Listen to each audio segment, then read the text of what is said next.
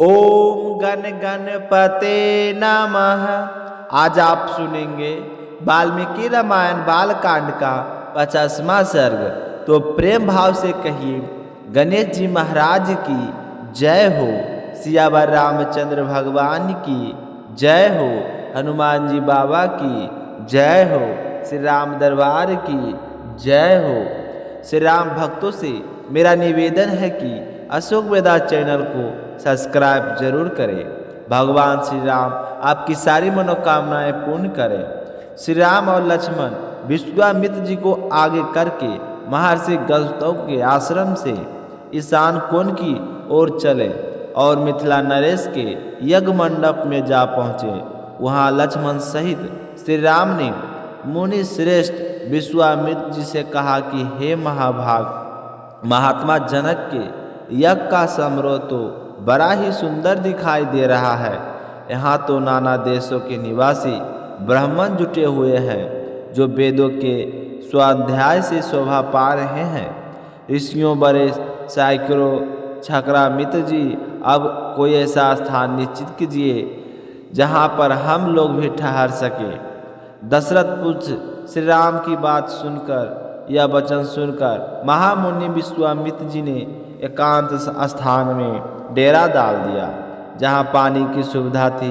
उत्तम आचार विचार वाले महाराज जनक ने जब सुना कि विश्वामित्र जी पधारे हैं तो वे बहुत ही खुश हुए और तुरंत अपने पुरोहित सतानंद को आगे करके यज्ञ के लिए विनीत भाव से उनका स्वागत करने के लिए चल दिए। उनके साथ अरज लिए महात्मा ऋतुष भी शीघ्रतापूर्वक चलने लगे और फिर वे विश्वामित्र जी के पास पहुंच गए। वहां जाकर पहुंचकर राजा ने बहुत ही खुश होकर बड़े प्रेम भाव से श्रद्धापूर्वक सबसे आगे बढ़कर महर्षि विश्वामित्र जी की अवानित की तथा धर्मशास्त्र के अनुसार विश्वामित्र जी को धर्म युक्त यज्ञ समर्पित किया। राजा जनक की वह पूजा ग्रहण करके मुनि ने उनका कुशल समाचार पूछा तो उनके यज्ञ की निर्बाध स्थिति के विषय में जिज्ञासा की। राजा के साथ जो मुनि उपाध्याय और पुरोहित आए थे उनसे भी कुशल मंगल पूछकर विश्वामित्र जी ने बड़े हर्ष के साथ उन सभी महर्षियों से बड़े प्रेम भाव से मिले। इसके बाद राजा जनक ने मुनिवर विश्वामित्र जी से हाथ जोड़कर कहा कि भगवान, आप इन मुनीश्वर के साथ आसन पर विराजमान होइए, आसन ग्रहण कीजिए। तो उनकी यह बात सुनकर महामुनि विश्वामित्र जी बहुत ही प्रसन्न हुए और आसन पर बैठा गए। फिर पुरोहित रीति रिवाज तथा मंत्रियों सहित राजा भी सवर यथायोग आसनों पर विराजमान हो गए। उसके बाद राजा जनक ने विश्वामित्र जी की ओर देखकर कहा कि भगवान, आज देवताओं ने मेरे यज्ञ की योजना सफल कर दी। आज पूज्य चरणों के दर्शन से मैंने यज्ञ का फल पा लिया। हे ब्राह्मण, आप मुनि में सर्वश्रेष्ठ हैं। आपने इतने महर्षियों के साथ के साथ मेरे यज्ञ मंडप में आए हैं। मैं तो बड़ा धन्य हो गया हूँ। यहाँ मेरे ऊपर आपका बड़ा ही उपकार है। हे विश्वामित्र जी, मनुष्य रीति रिवाज का कहना है कि मेरे यज्ञ दीक्षा के 12 दिन ही शेष बचे हैं। अतः हे कुशानंदन, 12 दिन के बाद यह भाग ग्रहण करने के लिए आए हुए देवताओं का दर्शन कीजिएगा। इतने दिन आप यहीं पर रुकिए। मुनीश्वर विश्वामित्र जी से ऐसा कहकर राजा जनक बहुत ही खुश हुए और उनके चेहरे पर मुस्कान दिखाई दे रही थी। उन्होंने हाथ जोड़कर पूछा कि हे महामुनि, आपका कल्याण हो। देवता के समान पराक्रमी और सुंदर आयु धारण करने वाले यह दोनों वीर राजकुमार, जो हाथी के समान मंद गति से चलते हैं और सिंह और सांड के समान जान पड़ते हैं, कल दल के समान सुशोभित है, तलवार, तरकस और धनुष धारण किए हुए अपने मनोहर रूप से अश्विनी कुमारों को भी लज्जित करते हैं, जिन्होंने अभी अभी यव्न अवस्था में प्रवेश किया है तथा जो स्वेच्छा के अनुसार देवलोक से उतरकर पृथ्वी पर आए हुए दो देवताओं के समान जान पड़ते हैं। यह दोनों किसके पुत्र हैं और यह कैसे किस लिए अथवा किस उद्देश्य से पैदल ही पधारे हैं। जैसे चंद्रमा और सूर्य आकाश की शोभा बढ़ाते हैं, उसी प्रकार ये अपनी उपस्थिति से इस देश को विभूषित कर रहे हैं। यह दोनों एक दूसरे से बहुत मिलते जुलते हैं। इनके शरीर की ऊंचाई, संकेत और चेष्टा एवं प्रिय एक जैसी है। मैं इन दोनों कांक पक्षधारी वीरों का परिचय और वृत्तांत सुनना चाहता हूँ। तो राजा जनक का यह प्रश्न सुनकर आत्मबल से संपन्न विश्वामित्र जी कहने लगे कि हे राजन, यह दोनों महाराज दशरथ के पुत्र हैं। इसके बाद उन्होंने उन दोनों के सिद्ध आश्रम के में निवास, राक्षसों के वध बिना किसी घबराहट के मिथिला तक आगमन, विशालपुरी के दर्शन, अहिल्या के साक्षात्कार तथा महर्षि गौतम के साथ समागम आदि विस्तार पूर्वक वर्णन किया और फिर अंत में यह भी बताया कि यह आपके यहाँ रखे हुए महान धनुष के संबंध में कुछ जानने की इच्छा से यहाँ तक आए हैं। राजा जनक की यह सारी बातें कहकर महातेजस्वी महामुनि विश्वामित्र जी चुप हो गई। तो इसके साथ ही 50वां सर्ग समाप्त हुआ। इसके आगे क्या हुआ यह सुनेंगे हम कल के सर्ग की वीडियो में। तो आप सभी श्रोतागण से मेरा निवेदन है कि वीडियो कैसी लगी, अगर वीडियो पसंद आई हो तो लाइक ज़रूर कीजिएगा। इसी के साथ एक कहानी को हम और सुनेंगे जो हर कथा, सर्ग और कहानी के बाद में अवश्य सुनी जानी चाहिए, क्योंकि कभी भी अकेला सर्ग या कहानी या कथा नहीं सुननी चाहिए। तो हम सुनेंगे दूसरी कहानी। एक समय की बात है, एक गांव में एक भाई बहन रहा करते थे। बहन का नियम था कि यह रोजाना अपने भाई के दर्शन करके उसी के बाद भोजन करती थी। तो इसी तरह दोनों भाई बहन बड़े हो गए और उनकी शादी कर दी गई। बहन अपने ससुराल चली गई। अब वहाँ भी जल्दी जल्दी घर का काम खत्म करती और फिर अपना भाई का मुंह देखने के लिए अपनी मायकी आती। अपने भाई से मिलने के बाद ही घर जाकर भोजन करती। तो एक दिन रास्ते में एक पीपल के नीचे गणेश जी की मूर्ति रखी थी। उसने भगवान के सामने हाथ जोड़कर कहा कि हे भगवान गणेश जी, भगवान मेरे जैसा अमर सुहाग और मेरा जैसा अमर पिहर सबको दीजिए। यह कहकर वह अपने मायके चली गई।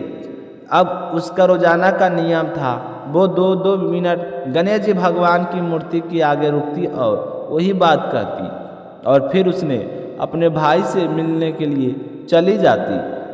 एक दिन उसके पैरों में जंगल की झाड़ियाँ के कांटों चुभ गए। जैसे ही वह अपने भाई के घर पहुंची और भाई का मुंह देखकर बैठ गई, तब भाभी ने पूछा कि ननद भाई साहब, आपके पैरों में क्या हो गया है। तो वह कहने लगी कि भाभी, रास्ते में जंगल की झाड़ियों के कांटे गिरे थे, वो मेरे पाँव में चुभ गए हैं। तो उसकी भाभी ने गर्म पानी लाकर उसके पैर धोए और फिर पट्टी बांध दी, चाय पानी पिलाया और कुछ देर बातचीत करके जब उसकी ननद अपने घर चली गई थी तो उसकी भाभी पीछे से कहने लगी कि आप किस तरह के भाई हैं, अपनी बहन के पैरों की तरफ देखा अभी नहीं है। वह तो आपको मुंह देखने के बिना भोजन नहीं करती है, और एक आप है अपनी बहन की तरफ ध्यान नहीं देते। देखा नहीं उनके पैरों में किस तरह के कांटे चुभे थे। जाइए अभी के अभी रास्ता साफ करवा दीजिए। तो यह सुनकर उसे बड़ा ही दुख हुआ कि मेरी बहन मेरा मुंह देखने के लिए यहाँ तक आती है और मैंने कभी भी ध्यान नहीं दिया वह किस तरह आती है, कितनी परेशान होती है। तो अपनी पत्नी को कहने लगा कि मैं अभी जाता हूँ और सारा रास्ता साफ करवा के आता हूँ। तो वह कुल्हाड़ी लेकर गया और सारी झाड़ियाँ काटकर रास्ता साफ करवाया। रास्ता साफ करते हुए ध्यान नहीं दिया, गणेश जी की मूर्ति को भी वहाँ से हटा दी। तो यह देखकर गणेश जी भगवान गुस्सा हो गए। जब वह घर आया तो उसकी तबीयत खराब हो गई और गणेश जी के प्रकोप से वह मृत्यु को प्राप्त हो गया। गांव के लोग इकट्ठा हो गए, अंतिम संस्कार की तैयारी करने लगे। तो तो उसकी पत्नी रोते हुए कहा कि रुक जाइए, मेरी ननद आने वाली है, वह अपना भाई का चेहरा देखे बिना भोजन नहीं करती। तो गांव वाले लोग कहने लगे कि आज तो अपने भाई का मुंह देख लेगी, वो कल किसका मुंह देखेगी। तो वह कहने लगे कि आज इनकी बहन को इनके दर्शन कर लेने दो, फिर आप ले जाना, यह उसका नियम है। तो गांव वाले उसकी बहन का इंतजार करने लगे।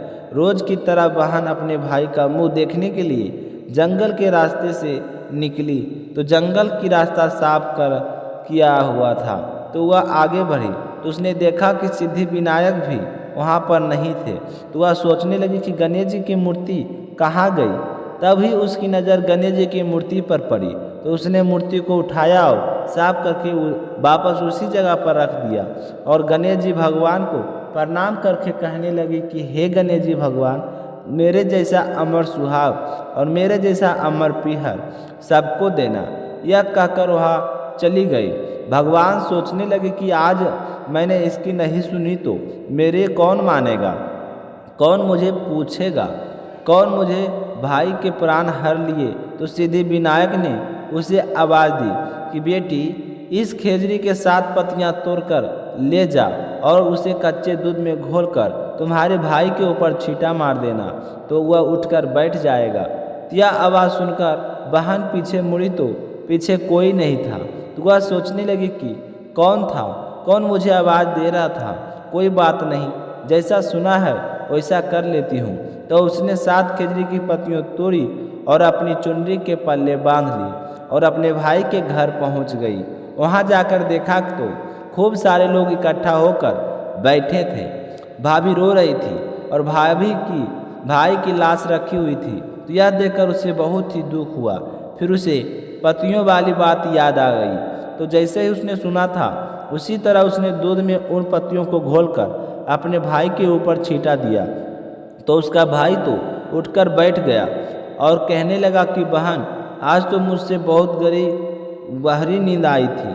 तो अपने भाई की बात सुनकर उसकी बहन कहने लगी कि भैया, ऐसी गहरी नींद तो किसी दुश्मन को भी ना आए। यह कहते हुए उसने सारी बात अपने भाई को बता दी। यह सुनकर उसके भैया और भाभी बहुत ही खुश हुए और गांव वालों को भी यह जानकर बड़ी हैरानी हुई। सारे कहने लगे कि बहन में सती था जो उसने अपने भाई को मौत के मुंह से वापस निकाल लिया। और सारे गणेश जी भगवान का जयकारा लगाने लगे। हे गणेश जी भगवान, जैसा आपने उस लड़की के भाई की रक्षा की वैसी सभी भाइयों की रक्षा करना, उनका अमर पीहर और अमर सुहाग बनाए रखना। जो भी आपकी इस कथा को श्रद्धाभाव से सुने उसकी सारी मनोकामनाएं पूर्ण करना। बोलिए गणेश जी भगवान की जय हो। कमेंट में आप भी गणेश जी की जयकारा जरूर लगाइए।